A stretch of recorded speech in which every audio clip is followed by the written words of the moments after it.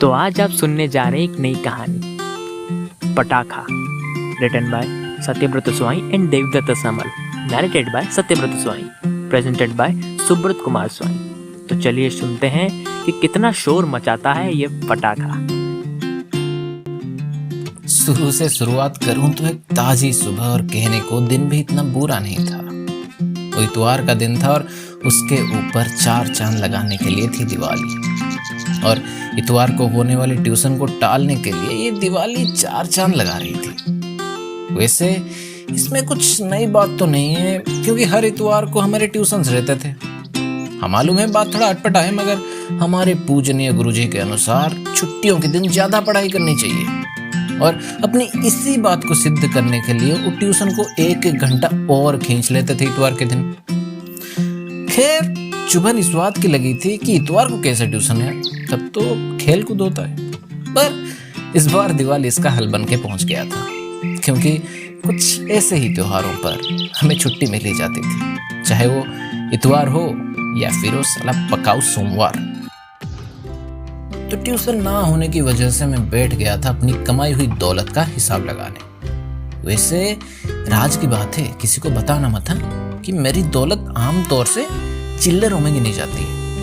खैर ये हिसाब इसलिए लगाया जा रहा था क्योंकि इन्हीं कुछ पैसों से ही शाम को ज्यादा पटाखे लाने थे। वैसे घर वालों से पैसे मिलते थे पटाखों के लिए, मगर हरामी मन माने कैसे। वो कहते हैं ना, जो चीज कुछ ज्यादा ही पसंद हो उसकी मात्रा हमेशा कम ही लगती है, और दिल चाहता है कुछ और समेट लो। बस इसी वजह से इन चिल्लरों का हिसाब लगाया जा रहा था। मगर जनाब, इनको कमाना इतना भी आसान नहीं है। कितनी मुद्दतों के बाद जब कभी पापा के अलावा आपको राशन लाने का ठेका मिले, और उसके साथ बड़ी रकम भी जिसमें कुछ हिस्से आप रख सको, तब जाके नसीब में खिलते हैं छुट्टे, समझे। और इन्हीं संभाले गए बूंदों से आप सागर रचते हो। और इसी तरह मैंने कुल 30 रुपए जमा किए थे, समझे, पूरे 30 रुपए। वैसे ऐसे ही बता रहा हूँ, कुछ पैसों का घमंड नहीं है मुझे। उस दिन मैंने जल्दी जल्दी अपना नाश्ता खत्म कर लिया था, और काका को भी बोल दिया था कि वो आधे घंटे में तैयार होकर खड़ा रह जाए, ताकि हम 10 बजते ही बाजार की ओर रवाना हो जाए। मेरा नाश्ता तो जल्दी खत्म हो गया, पर काका का खेत का काम खत्म नहीं हुआ था। तो मुझे 10 बजे तक अपनी मुंडी पेंडुलम की तरह किताब के इस सिरे से उस सिरे तक हिलाना पड़ा। ये सत्य है कि मेरे सामने किताब खुली थी, मगर काश आप उस वक्त मेरे दिमाग के अंदर झांक सकते। शायद दिवाली में फटने वाले सारे पटाखे मेरे दिमाग में ही फटने शुरू हो गए थे, मगर मैं फिर भी चुपचाप किताब लिए पढ़ने की काफी अच्छी एक्टिंग कर रहा था। और अगर ये नाटक ना करता ना बेटा, दिवाली की फंडिंग की बत्ती गुल भी हो सकती थी। हाँ पता है कुछ हम जैसों को ही इस दुनियादारी के लफ्जों में सातिर कहा जाता है, पता है हमें, थैंक यू। तो सर घुसा था मेरी साइंस की किताब में, पर नजरें हर घड़ी बस घड़ी पर ही टिकी थी कि कब वक्त गुजरे और जल्दी से 10 बज जाए। तब तक काका भी खिड़की के पास रास्ते पे खड़ा साइकिल की घंटी बजा रहा था। दरअसल ये हमारी खुफिया सिग्नल्स में से एक था।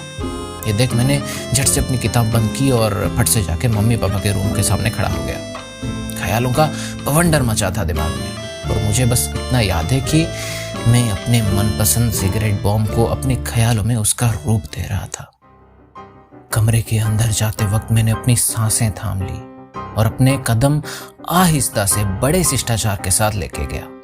पर अंदर से उत्सुकता ही उत्सुकता थी, और शायद ही आप महसूस कर पाए उसे। अंदर जाते ही मैंने देखा कि माँ चेयर पर बैठे पापा के शर्ट का बटन सी रही थी, और अपनी उत्सुकता को अपने अंदर समेटे मैंने वहां रखे बोतल से पानी पीने लगा, जबकि मुझे एक बूंद की भी प्यास नहीं थी।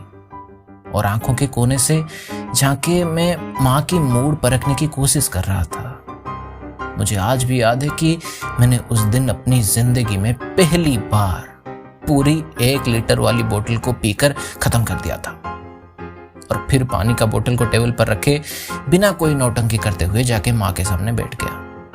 और इतने में ही मुझे पता चल गया था कि जरूरत के समय में कुछ नौटंकी कर अपना काम हासिल कर लूं, ऐसा प्रतिभा मुझ में नहीं है। और फिर जब मैंने देखा कि माँ मुझे नोटिस ही नहीं कर रही थी, तो मैंने चले जाने का सोचा और चाह ही रहा था कि माँ पीछे से बोली, पढ़ाई खत्म हो गई क्या? मैंने जवाब दिया, नहीं नहीं नहीं, बस ऐसे ही पानी पी के फ्रेश होने चला आया, बस और कुछ नहीं, जा रहा हूँ पढ़ने। और फिर उन्होंने आगे कुछ पूछा ही नहीं और पापा भी नहीं थे, तो मुझे बिना किसी आपत्ति के जाना ही पड़ा। और जाते वक्त मैंने देखा कि पापा की वो पीली धोती अपनी जगह से गायब थी। और फिर मुझे पक्का यकीन हो गया था कि वो जरूर पूजा कर रहे होंगे। ऐसे में माँ से पैसे तो मांग सकता था, पर पता नहीं क्यों मैं कुछ पूछ ना सका। मैं पैसों से संबंधित सारी बातें पापा से करता था। वो ही मुझे हर वक्त पैसा देते थे। मैं आज भी सोचता हूँ कि काश उस दिन मैं माँ से पैसे मांग लेता, क्या पता शायद कुछ ज्यादा ही मिल जाते यार। खैर, मैं जल्दी से अपना कमरे में गया और खिड़की से काका को देखा तो गांव के छोटे बच्चों को कुछ बकवास जादू दिखा रहा था। उन बच्चों के लिए भी वो कुछ तिलस्मी करतब सा था, जिसको देखने और सीखने के लिए वो एक पैर पे खड़े होकर हिमालय की चोटी पर कड़ी तपस्या करने के लिए भी राजी थे। फिर वक्त बर्बाद न करते हुए मैंने काका को बुलाया और कहा, काका थोड़ा और रुक जा यार, अभी आता हूँ। और लगभग 30 सेकंड बाद हम घर के पास वाले तालाब के पास खड़े थे। हम दोनों के हाथ में 2-2 कंकड़ थे और हम पानी कौवा खेलने में मस्त थे।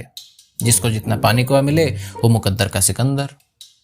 वैसे पानी कौवा खेल है जो दरअसल एक पक्षी का नाम है। पानी मतलब तो आप जानते ही होंगे, और कौवा का मतलब कौवा। ये एक तरह का कौवा है जो पानी के अंदर जाकर मछली को अपना शिकार बनाती है और वापस ऊपर आके उड़ जाती है।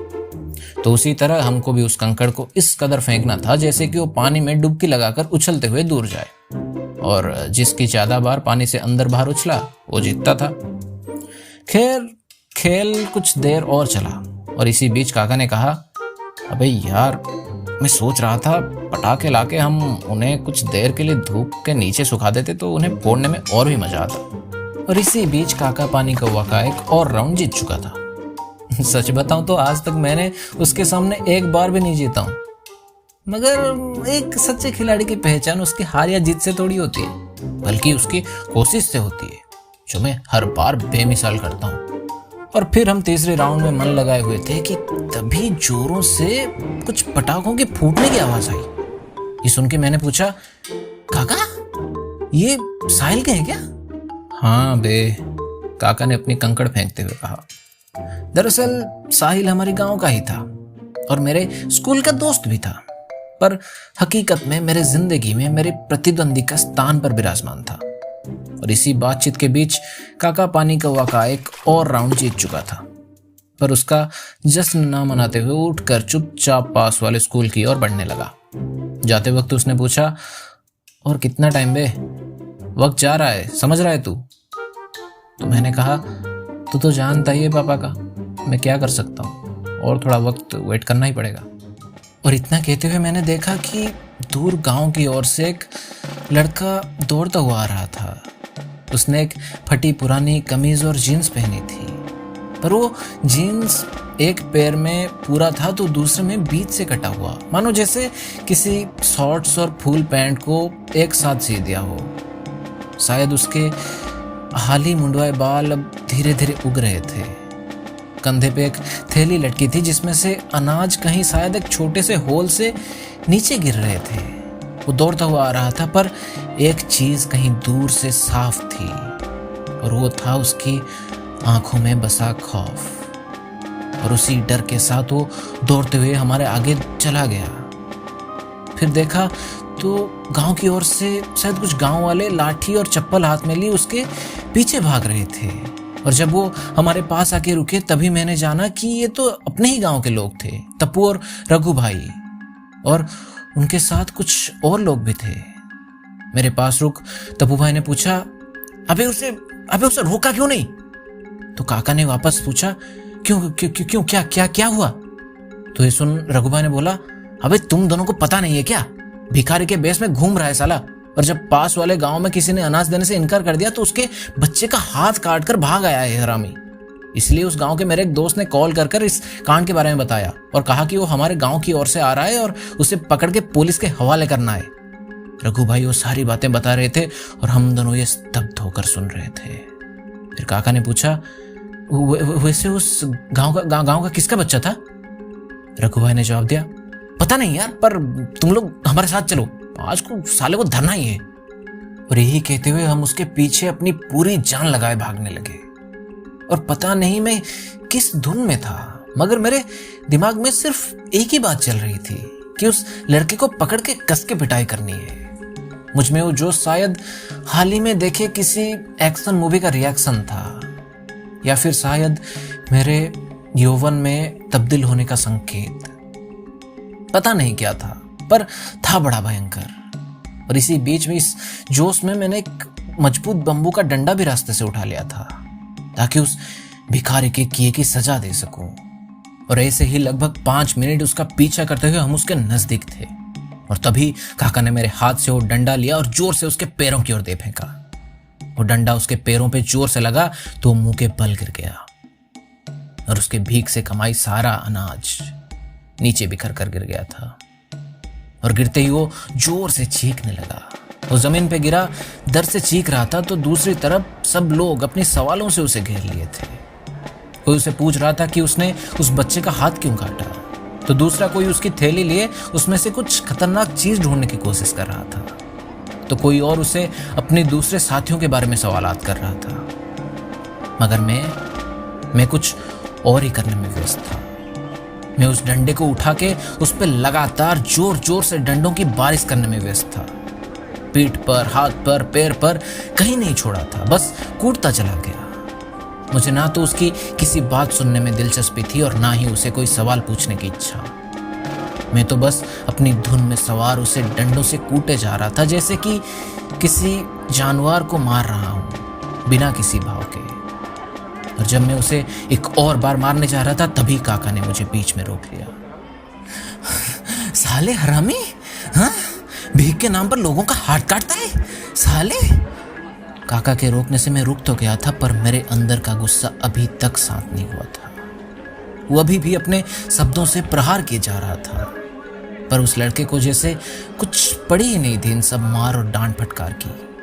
वो बस रास्ते में से अपने बिखरे हुए अनाज समेटने में व्यस्त था। तभी तप्पू भाई ने किसी से फोन पे बात करने के बाद ऐलान किया, अरे रुको रुको, अबे रुको सब, अबे ये वो नहीं है बे।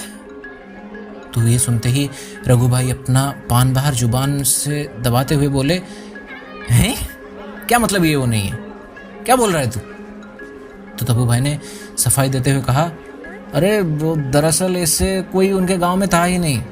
उस गांव का राजू ने अब फोन से क्लियर किया और उस बच्चे ने अपने हाथ अपने आप ही गलती से काट दिया था। उस गांव में आज कोई भिखारी गया ही नहीं है बे। यार तू भी रघु, कुछ भी अफवाह सुन के यहाँ झूठ मूठ का तमाशा खड़ा कर दिया। अच्छा ठीक है, कोई बात नहीं, कोई नहीं, चलो चलो चलो चलो चलो, बीच रास्ते में भीड़ खड़ा मत करो, चलो सब अपने अपने काम में जा रहे, जाओ। और कुछ पल में सारी भीड़ गायब हो गई। सब अपने अपने रास्ते में चल दिए थे।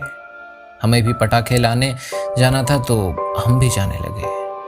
जाते वक्त अपने गुस्से को थूकते हुए मैंने उस डंडे को उस भिखारी की ओर फेंक दिया, और तभी उसकी ओर मेरी नजरें मिली।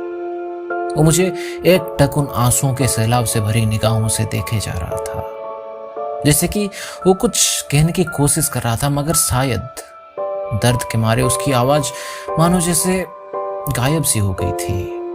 वो दिन वो मेहनत और पसीने से कमाई अपनी अनाज से घिरे अपने सर पर हाथ फेर फेर के पागलों की तरह रोए जा रहा था। उसकी आंखों से वो चोट का दर्द नहीं था, बल्कि जो सैलाब उसके आंखों से उतर रहे थे, शायद उसके अनाज के खोने और बिन वजह पीटे जाने का दर्द था। और वो जब कुछ कहने की कोशिश कर रहा था, मैंने वो डंडा उसकी ओर फेंक दिया, और बाद में पता चला तो दरअसल वो गूंगा बहरा था। और उस डंडे को उसकी ओर फेंकने के बाद उसका चेहरा मैं आज तक नहीं भूला, जैसे कि वो मुझे हर एक बार याद दिलाता है कि मेरा बचपन से यौवन में तब्दील होना मुझे कितना भारी पड़ा था। और फिर मैं और काका वहां से चले आए। घर आके पापा से 150 रुपए लेके हम बाजार से मेरा पसंदीदा सिगरेट पटाखा ले आए थे। दोपहर उन्हें धूप में प्लान के मुताबिक सुखा भी दिए थे। उस दिन मेरी खुशी फुले नहीं समा रही थी और मैं खुद को आसमान की ऊंचाइयों पे महसूस कर रहा था। फिर शाम को हम पटाखों के साथ तैयार थे और उनकी फूटने की आवाज सही में लाजवाब थी। वैसे ढींगे हाँकने वाली कुछ बात नहीं है, पर हकीकत में उस दिन हमारे वाले साहिल के पटाखों को भारी टक्कर दे रहे थे। फिर मैं तैयार हो गया था एक अनार जलाने को। वो एक किस्म का पटाखा है जिसको जलाते ही उसमें से चमकदार रोशनी बाहर निकलकर ऊपर आती है, मानो जैसे किसी क्रिसमस का पेड़ हो। खैर, मैंने उसे जमीन पर रखा, माचिस जलाने की कोशिश की, पर वो जल ही नहीं रही थी। ये देख काका पीछे से जोरों से हंसने लगा था, क्योंकि मैं एक अनार जला नहीं पा रहा था, जो कि एक बॉम्ब भी नहीं है। हमें सख्त मना किया गया था कि किसी भी आधी जली पटाखे के पास नहीं जाने को, मगर काका के सामने अपनी गुरूर को शांत करने जब वापस उस आधी जली अनार के पास जाके उसे जलाने की कोशिश कर रहा था, तभी अचानक से वो आधी जली अनार जलने लगी और उससे चमकदार रोशनी बाहर आने लगे। मैं तब भी नीचे की ओर अपना सर झुकाए खड़ा था और सब कुछ इतनी जल्दी हुआ कि मुझे वहां से हटने का कुछ मौका तक नहीं मिला और वो चमकदार रोशनी कुछ हद तक मेरी आंखों में चली गई और ज्यादा कुछ होने से पहले काका मुझे वहां से पीछे खींच लाया। कुछ देर तक मेरी आंखों के आगे सब कुछ सफेद हो रखा था और फिर मैंने दौड़ते हुए पानी के बेसिन के पास जाकर आंखों में पानी फेंकने लगा, पर कुछ ना हुआ और मेरी आंखें खराब की खराब ही रह गई। अगले दिन पापा मुझे आंखों के डॉक्टर के पास ले गए। मेरी नजरों की परख कर डॉक्टर ने मेरी आंखों में चश्मा लगा दिया, शायद इसलिए ताकि मैं किसी स्थिति को ठीक से परख कर अपना राय या मशवरा दे सकूं। ये चश्मा शायद एक नजरिए की कमी का एहसास थी मुझको, जिसको पहन अब मैं किसी अनदेखी या अनसुनी स्थिति में किसी के बहकावे में आके कुछ कर न बैठूं। आज भी अगर किसी स्थिति को परख रहा होता हूं तो उस चश्मे के दूसरी तरफ उस भिखारी लड़के का चेहरा दिखाई देता है, जो शायद मुझे हर एक बार एहसास दिलाता रहता है कि बदन पे लगी चोट से ज्यादा दिल पे लगी चोट कितने एहसानमंद होते हैं, जो कि शायद जिंदगी भर आपको याद दिलाते रहते हैं कि आप वो नहीं है जो आप दुनिया के सामने होते हैं। असल में आप वो हैं जो आप उस चोट को हर बार महसूस करते वक्त होते हैं, कुछ पल के लिए ही सही, मगर उसी में ही आपकी असलियत छुपी होती है, एक राज बनकर, सबसे अनजान होकर। तो कैसी लगी आपको हमारी कहानी? आशा करते हैं आपको पसंद आया होगा, और अगर आपने इस वीडियो को लाइक और हमारे चैनल को सब्सक्राइब नहीं किया है तो कर दीजिए, और तारीफ हो या ताने हो बेझिझक कमेंट बॉक्स में फरमाइए, हम आपकी खिदमत पे हाजिर हैं। और इस वीडियो को शेयर करना ना भूलें। और अब आप हमसे सीधा जुड़ सकते हैं हमारे सोशल मीडिया प्लेटफॉर्म इंस्टाग्राम पे फोर्टनाइट क्रॉनिकल्स नाम के साथ। शुक्रिया।